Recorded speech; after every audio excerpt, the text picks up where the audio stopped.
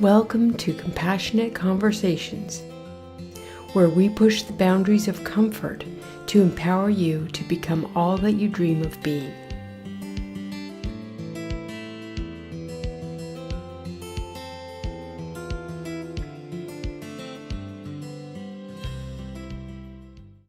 Hi, I'm Esther Kane. I'm a Canadian psychotherapist and the author of It's Not About the Food, A Woman's Guide to Making Peace with Food and Our Bodies. For over 25 years, I've been helping people to overcome problematic relationships to food and their body image. And to my great delight, my book has helped thousands of people to do just that.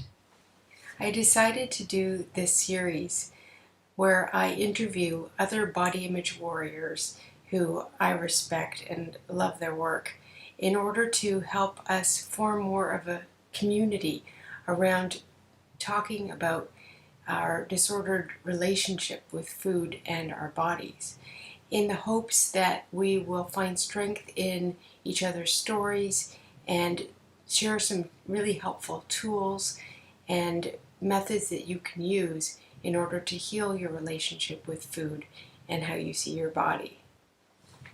If you're thinking, I don't know if I have an eating disorder, so maybe these videos won't be meaningful to me, please give it a chance. When I tell people, for example, that I'm an eating disorder therapist, people automatically think eating disorders are just anorexia and bulimia. And while I treat those issues in my practice, the bulk of my clients tend to fall into the category of emotional eating. People who eat when they're mad, sad, glad, and fearful. There's all kinds of reasons that we turn to food. And they are usually the people that are yo-yo dieters, that do obsessive exercising. Maybe they are in middle age and their body's metabolism has changed and they've put on some extra weight and they just can't seem to get it off. All of these people fall into the category of some type of disordered eating pattern. So if that applies to you, please stay tuned. I'm going to be interviewing some fabulous people in this series who will definitely give you some great ideas and tips in order to make peace with food and your body. I'm so excited for today's episode. It's the first episode in the series on exploring food and body image issues and from an empowered perspective. And welcome to Lorna Ketler. Thank you. She is the owner and lead body love enthusiast at Bodacious Lifestyles, Inc., a women's clothing store located here in Victoria, BC. If you haven't gone, go. It's amazing. That offers a fun, safe, welcoming environment where all bodies are beautiful and worthy of being celebrated. She is passionate about encouraging women to fully recognize and appreciate their beauty, their bodies, and their curves. Yeah. Welcome, Lorna. Thank you. It is so nice to see you. We haven't seen each other in a while. Yeah, I'm happy to be here. It's a good conversation to be having again. So, Yes. And I want to just start with a little backstory of how we met. Because it was about 20 years ago, and I realized that you've just celebrated 20 years. So when was the 20th anniversary? 2020. 2020? Yeah. Oh my gosh, so it's been 22 years almost. Wow, right. Okay. So I was living in Vancouver at the time that you began Bodacious, and I had a very good friend who was plus size and couldn't find fabulous clothes, and she was such a great dresser. Mm-hmm. And she dragged me to your store on Main Street at the time, and it blew my mind. It was just fantastic. And she bought all her clothes from you. Wow. Yeah. So I just fell in love with the clothes that you had on offer, who you were as a person. I remember chatting to you the first day, and we're all excited, and it just meshed so beautifully with the work that I do. And then you just expand. I mean, you've just been going great guns ever since. Well, So it's been a little bit of a roller coaster ride since then. But tell us the history of Bodacious.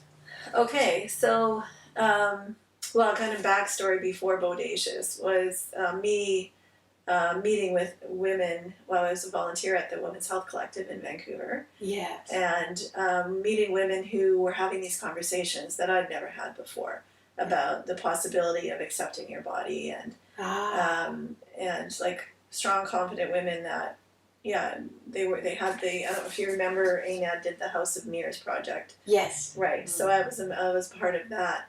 And just, yes, it was a whole new world of talking about the potential even of liking your body or accepting your body. So that was all. Can I just stop there and ask you personally where you were at in that process? Like personally, Yes. So I mean, the message I remember that I'd been saying to myself for a long time was, when I get skinny, I'm going to get my belly button pierced. When I get skinny, I'm going to get a 2-piece bathing suit or bikini. And then so through that journey with the Women's Health Collective and meeting those women, I kind of started challenging that idea. And it's like, I'm not going to wait. And on my 33rd birthday, I remember that very well, I got my belly button pierced and I bought a bikini. Fantastic. And that was kind of the beginning of my journey. I didn't have a store then. That was just like me. I wish you had. Do you have a photo of that by any chance? Oh. No, I don't think I do. Oh, I probably wasn't at that stage yet. I think I did take a picture of my belly. That would be fabulous if we had that to show everybody. That would be funny. Yeah, I'd like to find that myself. Yeah, so then kind of years go by after that, and the idea of opening not finding a store that I wanted to shop in. So it was like seeing the need, knowing what I wanted that to look like. At the time I had a business partner, my cousin, and wanting to create that space that we were searching for. Yeah. And I mean, I don't know that it exists, never mind plus size. I think it's a hard thing to find in general, but certainly plus size. Just that you could go and have fun and experiment and play and develop your own style.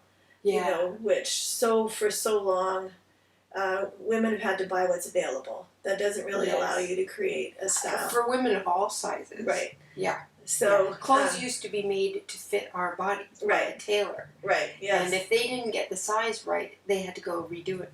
Right. Quite different than us trying to stuff ourselves into a size whatever's 0. there. Yeah. Exactly. Yeah. Why do you think that shopping for plus size clothing? Because I hear this so much in my work from my clients. They say my clients, they're plus size, they don't want to go shopping because it's such an awful experience. Why do you think that shopping for plus size clothing is such a negative experience for so many women?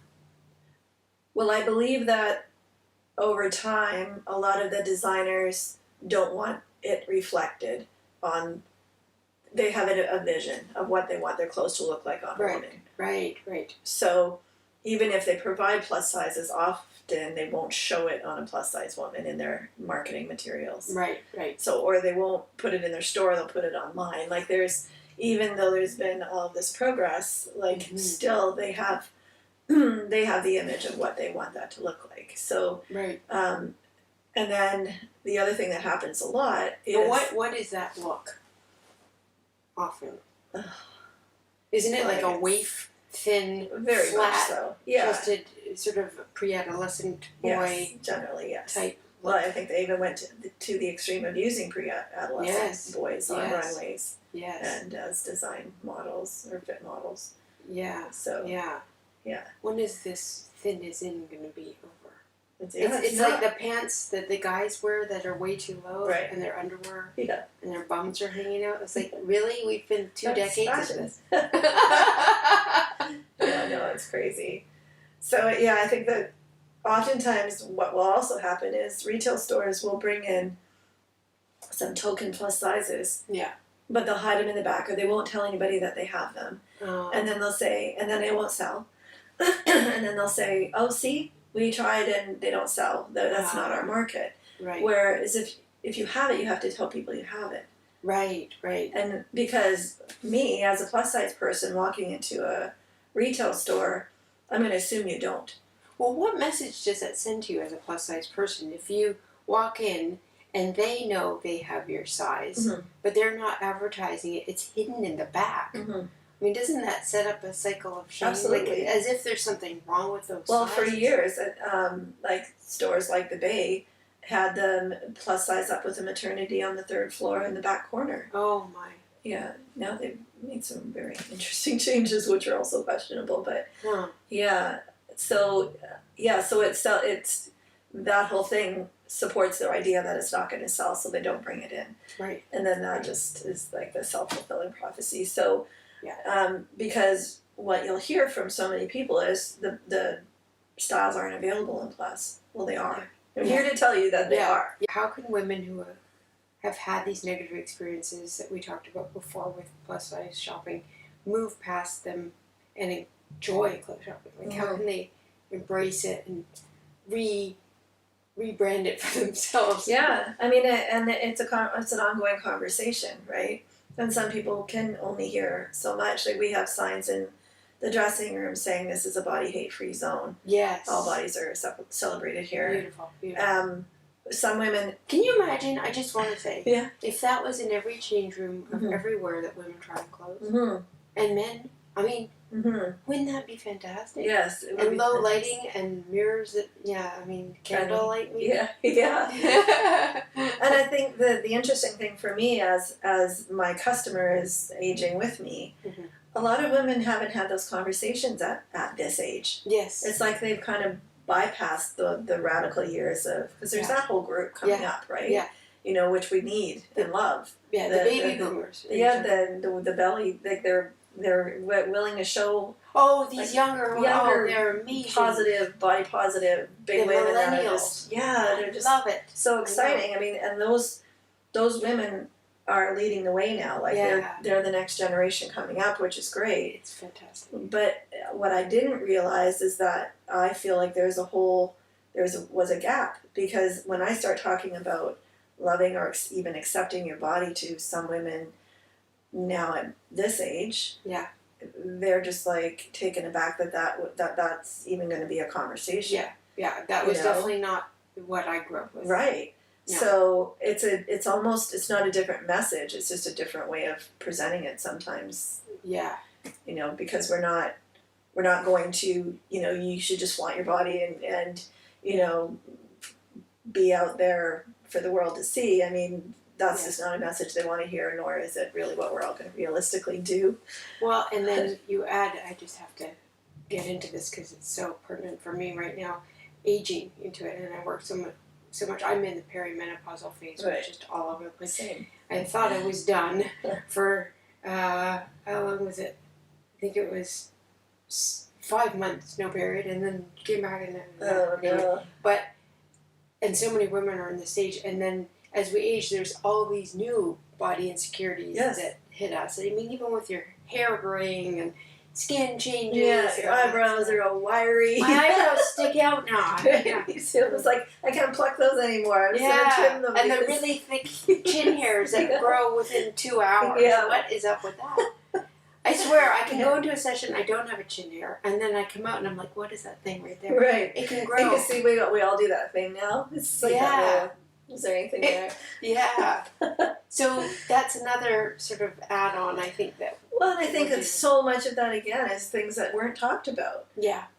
Things that happen to your body that were just, like, shushed away because it's just not, you need to be perfect. You need to present perfectly. Yeah. It's like, well, and the menopausal transition, I mean, I've been learning that it's very, very good. Most of us gain weight in our midsection. Mm. You know why? That is... I'm going to say this to the camera. That is so we don't get cancer, ladies. That is so we don't get cancer. Really? Yeah, ovarian cancer mostly. It protects our uterine cancer. That extra fat protects us from getting cancer because what's happening is our estrogen is dropping dramatically. Right. And estrogen is, supportive and stops us from getting all kinds of illnesses. So we want that. It's a great mechanism. Our bodies know what to do, basically. Mm-hmm. And we're just our body's gonna end up where it's gonna end up. And you don't have any control over that. Yeah. It's just the way it goes. Yeah. So your body morphs and changes. So it used to be so much about size for me, and now it's like, whoa, it's sort of shape, and it's like skin texture. It's just shifting. And I'm working with going with it, but I think, something that we really need to be cognizant of and keep the conversation going. Mm-hmm. But I think, I mean, you were asking about how to kind of not take all of that so seriously as far as like the rules or how to feel good about your body. Yeah. And I think the one thing that we get caught, I mean, obviously there's the magazines and all the messaging. Yeah. Which is still consistent. Like, and Yeah. no matter what age you are, you're not you don't look right. Yeah. You need to color your hair and do all the things. But the other thing that I kind of feel is important, and it's a weird one, is stop looking in the mirror so much. Because, you know, and we get the magnifying mirrors. Right? Oh. You know, because especially like if you're having a great day and you feel good, you know, seeing a photo of yourself or seeing yourself in a mirror could change that whole experience for you. And it has for me, and I get it. Yeah. But, you know, I think a better thing is like step away. Like, you know, talk to people, remember that you're having an experience, and they're not seeing your reflection in the mirre. They're seeing the full picture of beautiful you. Yes. Right. And to me, it's an internal experience. It's what, like right now, having this conversation with you and having you here, I feel fabulous. I feel beautiful. I feel wonderful and spectacular, and I feel that way about you because my inner light is shining. I'm doing what I love. Right. And I'm connecting with women, other women that have the same passion. You know, that's what it's not about, you know, the aging of my skin or, you know, the fat on my belly. Right. Yeah. And when you're connecting with women like that, it is beauty. I mean, it's a whole picture. Yeah. And when we surround ourselves with other women who are also breaking those, you know, silly stereotypes and myths and just living boldly and brashly and just out there, we feel empowered, we feel strong, and we remember our own beauty. I want people listening to this, watching this, to hear some of the transformational stories and feedback that you've received from your customers that may provide hope and inspiration. Yeah. I don't know that I hear a lot of stories anymore, but is that true? Well, maybe even about the clothes shopping experience that they had with you. I see a transformation happening in the store. Okay, tell me about that. So, you know, and I totally get it too. Like some people come in expecting me not to be able to help them because they've had terrible experiences trying to shop. So it's like that warming to, oh, actually everything in the store fits me. Yeah. And then just watching how that can shift how you're going to have an experience in a place. What do you notice? Just think about these women that come in and they've had the experience of not fitting. Well, they just start smiling. Yeah. Yeah. Anybody move to tears? That's definitely happened. I know one person who we share her. She's kind of one of my stories that I love to share. We used to talk a lot about showing your arms because most women don't like to show their arms. Yes. And she tried it. It wasn't the end of the world, and you know, and it just changed how she looked at wearing clothes And again, as we get older, the arm thing becomes more and more of an issue for women. Bat wings, they call them. Yeah, but I feel more comfortable at the end of the summer showing my arms than I do at the beginning because you're a little bit tanned and you feel a little bit better. Yeah. So well, you're also not used to it. They've been in hiding. Right. Yeah. But you know, and I can guarantee that you're more worried about your arms than anybody else is. Nobody else has their own insecurities to worry about. I always tell people that everybody else is self-absorbed. Just the way you are thinking, everybody's thinking about how you look in that. Yeah. They are thinking about what am I going to have for dinner and did I do my hair nicely today? Yeah, exactly. Is my boyfriend going to stick around? Yeah, that stuff. The one thing I was going to say though about like being in the store is, again, women are so used to being told what they should and shouldn't wear and what are the rules. I try to step back and say, how do you feel? Nice. So, and I'll point out, when you walked out, you weren't smiling in that dress. When you came out, you were smiling and twirling or whatever. Yeah. I can see that you love that. You know, we're putting it back on them and letting them identify how they feel. Yeah. Because everybody's been telling women what to wear forever. So it's like, you tell me how to dress. Well, what lights you up? Yeah. What makes you feel like you're all that and want to strut down the street? Yeah. That's what you should wear. It sounds so much like the work that I do, the somatic work with women on feeling pleasure. because so many of the times women come to me with trauma, and the trauma cuts us off from our bodies and the experience of enjoying being in this body, right? So pleasure, if we can hone in on the pleasure, what makes you feel good, just like you say, so what makes you feel that you look beautiful, what makes you feel good inside, tingly, focusing on sensations, things like baking or playing with a child, the things that give you jumping in the freezing cold river, those types of things. It's so important, I think, that we find what gives us pleasure in our bodies, and one of those pleasures is looking great. Looking great and feeling fabric that feels beautiful on your skin. It feels good. Oh, yeah. I'm such a fabric junkie. Yeah. And just paying attention to that rather than, what you should wear to give you a certain shape or look or color. Do you feel that we can learn to love the skin that we're in, and how do we do that? I mean, we've covered a lot of that. We have covered a lot. Any other thoughts? I mean, the answer is yes, but I think it's always a work in progress. Like, it's not because just done. Right, because we're again bombarded with messages of the opposite of that. Yeah. So I think it's baby steps. It's just taking, and what I've said before too is you don't need to go into a higher end boutique and do a big shop, but find a place that is open and welcoming, and that you can say, I just want to try, I just want to play and try some things on. It could be a thrift store. Find a scarf that is your favorite color and feels beautiful like butter on your skin.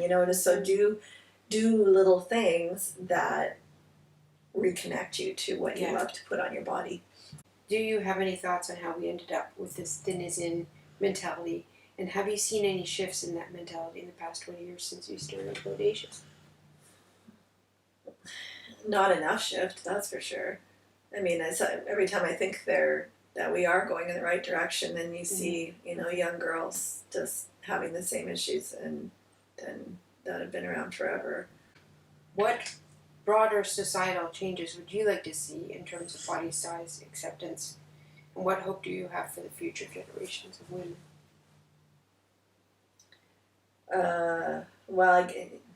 That's a big question. I mean, I have a lot of hope for the future generation. Like we were talking about earlier, there's some really fun, radical women coming up that, like it's not even a thought. It seems like what they're presenting is, I find the millennials, in my practice, a lot of women early to mid-30s, pretty cool with the body. Yeah, not so hung up on it. Right. For some reason. And then, I mean, imagine that paired with they could go shopping anywhere. Yeah. And create a style. Yeah. Like, because they would have to be very creative in finding clothes and so there needs to be more on that other side where, it's supported. Yeah. So that they could make that happen for themselves. Right. So, and I think that's where we all got creative as younger women anyway. Like I was more of a thrift store shopper and making, putting things together and making your own style. Yeah. And so, but just having things available. Well, it's been an absolute pleasure, Lorna, having you here and reconnecting. Yes. Yes. And I hope this helps our listeners, our watchers. Sure it will. And it's great to have the conversation because it reminds you why you do what you do, what I do what I do. Yes. And so it's a good thing.